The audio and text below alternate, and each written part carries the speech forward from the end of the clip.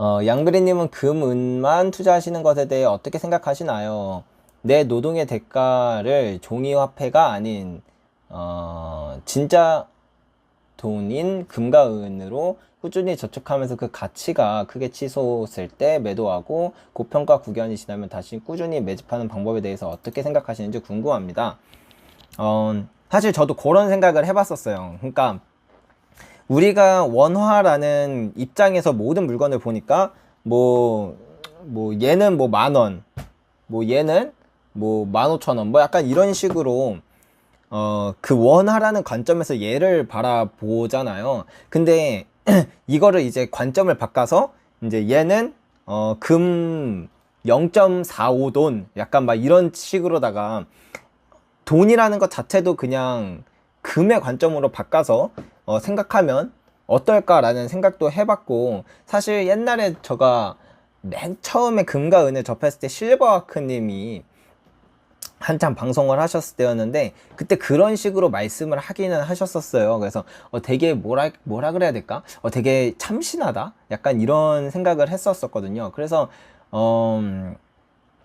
근데 그런 생각을 하긴 했었는데, 그럼에도 불구하고 저는 그냥 내 자산의 정말 일부분을 금과 은을 꾹 그냥 계속 가지고 있는 거는 저는 괜찮다 생각하지만, 그냥 내 모든 돈을 계속 금과 은으로 바꿔놓고 뭐 실생활에서 쓸 돈만 현금으로 보유하는 이런 방식은 정말 비효율적인 이유가 뭐냐면, 저는 지금 금과 은에 다 어떻게 보면 몰빵되어 있는 상태죠. 제 모든 자산이. 그 이유는 지금 금과 은의 거대 상승기가 시작되었다고 판단했기 때문에 투자를 한 건데, 사실 엄청 초장기적으로 본다면 금과 은의 그 장기 수익률은 모든 자산들 중에 가장 수익률이 낮아요. 그리고 금과 은 같은 경우에는 정말 떨어질 때도 무섭게 떨어지거든요. 금 같은 경우에는 막 마이너스 70%, 은은 마이너스 90%까지 하락하기도 합니다. 그래서 변동성도 심하고 장기 수익률도 낮고, 그 다음에 그런 거대 상승장이 뭐 도래하는 그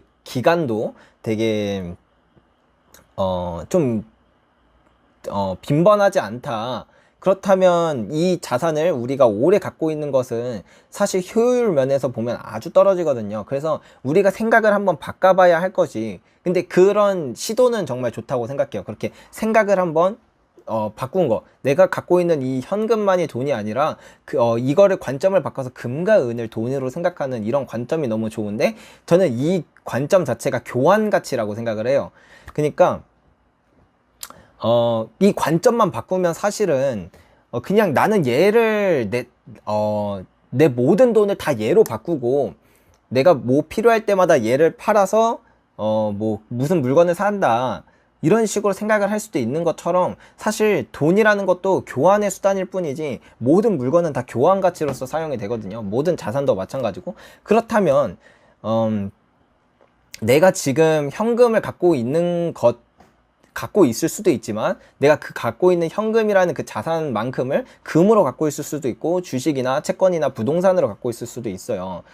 그렇다면 나는 앞으로 장기적으로 뭐 5년, 뭐 더 길게는 10년을 두고 봤을 때 어떤 자산이 가장 많이 오를 것인가, 아니면 많이 오른다는 몰라도 가장 저평가되어 있는 자산은 무엇인가를 생각해보고, 그 자산으로 그러니까 저평가되어 있다는 건 장기적으로 봤을 때 더 높은 상승을 할 가능성이 높다라는 거잖아요. 하방은 막혀 있는데 상방은 되게 많이 뚫려 있는. 그렇다면 그런 자산으로 계속 내가 옮겨가는 게 더 현명하지 않을까라고 생각을 해요. 그래서 내가 갖고 있는 돈을 금으로 바꿔놓는 것도, 금이 저평가되어 있다고 생각하면 금으로 바꿔놓고, 그러다가 어느 시기쯤에 금이 고평가되고 뭐 주식이나 부동산이나 채권이 저평가되어 있다면 이쪽으로 갈아타서 모든 자산을 뭐 다, 물론 몰빵하라는 말은 아니지만 관점의 차이로 본다면, 이런 저평가되어 있는 걸로 계속 바꿔 놓는다면 장기적으로 지나면서 나의 자산 가치는 계속 높아지게 되겠죠.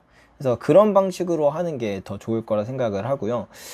그럼에도 불구하고 내 자산의 정말 일부분, 뭐 제임스 리카즈나 뭐 레이 달리오나 그런 분들이 이제 얘기하시는 것은 포트폴리오의 10%를 금과 은으로 꾸준히 보유하는 것이 좋다라고 얘기하는 것처럼, 10% 정도는 꾸준히 보유하는 것이 좋지만 계속 뭔가 죽을 때까지 나는 금만 모을 거야. 이거는 효율 면에서 엄청 떨어지긴 합니다. 오히려 예적금하는 게 금과 은에 투자하는 것보다 더 수익이 많이 날 때도 있고, 정말 초장기로 끌고 간다면 금이랑 별로 차이도 안 나거든요. 오히려 예적금이 수익이 더 높아서, 예, 200년치를 두고 이렇게 계산을 해봐도 그래요. 100년치로 봐도 그렇고. 그래서 개인적으로는 그것만 계속 보유하는 건 사실 좋은 건 아니라고 생각을 합니다. 금 같은 경우에는 대략 한 그 시기가 거대 슈퍼 사이클이 오는 시기가 한 10년 아니 30년 정도에 한 번씩 온단 말이에요. 근데 주식 같은 경우에는 그런 거대 상승장이 오는 게 정말 늦어도 20년에 한 번은 진짜 엄청난 거대 상승이 오거든요. 그리고 그렇기 때문에 금을 그냥 무작정 보유하고 있는 것은 30년에 한 번씩만 딱 매도 타이밍이 오는 거니까 조금은 더 그런 면에서 보더라도 그렇지 않을까요? 바젤 3로 금 매입이 늘어나면 금 가격은 장기적으로 올라갈 여지가 있다고 했는데, 그럼 바젤 3 여파로 은값도 같이 올라갈까요?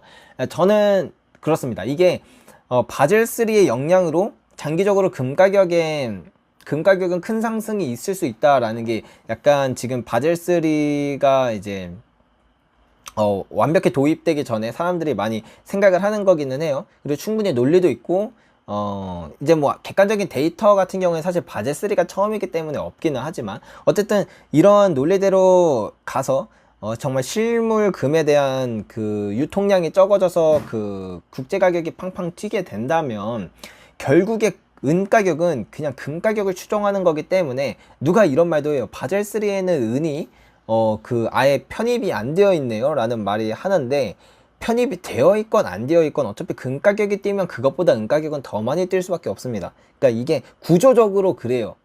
그래서 금의 호재는 곧 은의 호재다, 이렇게 생각을 하시면 좋을 것 같습니다. 향후 5에서 10년 후 금값 어떻게 예상하시나요? 금값이 제일 어렵기는 해요. 근데 대략적으로 예측을 한번 해보자면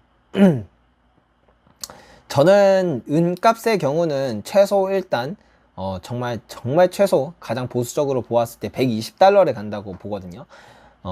누군가는 이제 허황된다고 얘기할지 모르겠지만, 저는 지난 진짜 200년의 역사를 돌이켜보면 정말 가장 보수적일 때 120달러를 간다고 보여져서, 그러면 이제 금값을 봤을 때 그 기간에 금은비가 얼마일지를 생각을 해봐야 되는데, 뭐 예를 들어서 금은비가 대략 한 40 정도라고 생각을 해본다면 120달러에 40을 곱하는 거니까 4,800 정도, 4,800달러 정도가 되지 않을까, 뭐 그렇게 볼 수도 있고. 네, 1온스 기준 120달러죠. 이게 왜 그러냐면 역사적으로 은의 강세장에서 가장 적게 올랐을 때가 11배 정도가 올랐어요. 2002년부터 2011년까지죠. 그러면 이것보다도 덜 오른다, 그래서 10배밖에 안 오른다고 가정을 했을 때 은값은 12달러가 저점이니 120달러까지는 오를 수밖에 없지 않나 라고 볼 수가 있는 거죠. 그냥 단순히 보수적으로 그냥 가격의 관점에서만 본다면요. 그때는 네, 그렇습니다. 아무튼 그렇고, 근데 훨씬 더 높을 것 같다라는 게 저는 개인적으로는 그냥 그런 느낌이 들어요. 뭐 어쨌든 그런 걸 예측하는 게 무슨 의미가 있겠냐만, 저는 뭐 시나리오대로 투자는 하겠지만, 근데 왜 그러냐면 예를 들면 1970년에서 1980년의 그 강세장에서는 은이 거의 30배가 넘게 올랐단 말이에요. 33배? 31배인가? 아무튼 3100%라는 상승률이 있었어요. 하지만 2000년부터 2011년에는 11배 정도밖에 안 올랐기 때문에, 그럼 이 둘의 차이가 무엇이냐를 봤으면 오히려 뭐 1970년부터 1980년 그리고 2000년부터 2011년 둘 다 실질금리가 충분히 낮았던 시기이고, 그 다음에 뭐 그런데 왜 2000년부터 2011년에는 같은 슈퍼사이클인데 더 낮았을까? 그거는 저는 그거라고 생각을 해요.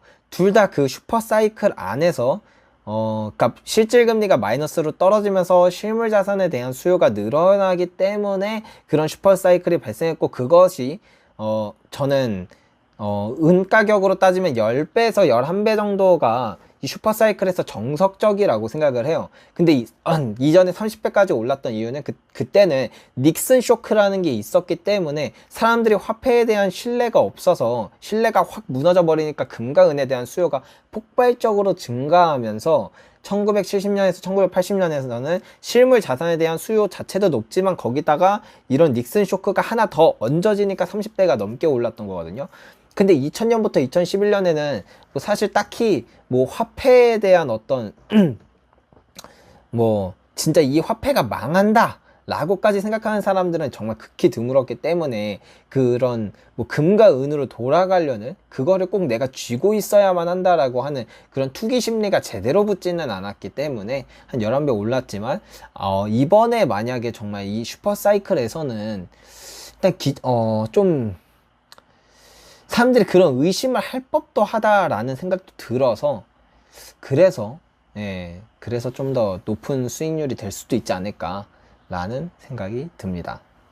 금 8,500달러까지 상승한다고 예측한 거 본 것 같아요. 5만 달러까지 간다고 얘기하는 사람도 있어요. 제임스 리카즈는 금 5만 달러 간다고 합니다. 그 다음에 로버트 기요사키는 얼마나 그랬더라. 아무튼 진짜 사람마다 주식은 사실 그 정도는 아니거든요. 주식시장 뭐 나스닥이 뭐 10년 뒤에 얼마 갈까요? 하면은 막 이렇게까지 크게 차이는 안 나는데 금은 이상하게, 왜냐면 금은 진짜로 가능하니까 그런 얘기가 나온 거기도 하거든요. 왜냐면 뭐 이전에도 막 금이 많이 오를 때는 26배가 오르기도 하고, 만약에 지금 가격에서 26배가 오른다고 친다면 거의 지금 1700달러니까 대충 2천 하면 한 4만 몇 되겠죠. 4만 정도 되겠죠. 4만, 진짜 26배가 오른다고 친다면 옛날처럼, 그러면은 4만 달러도 가능한 거니까. 그래서 사람들마다 그런 그 예측치가 정말 천차만별인 게 그런 이유가 아닐까 생각합니다.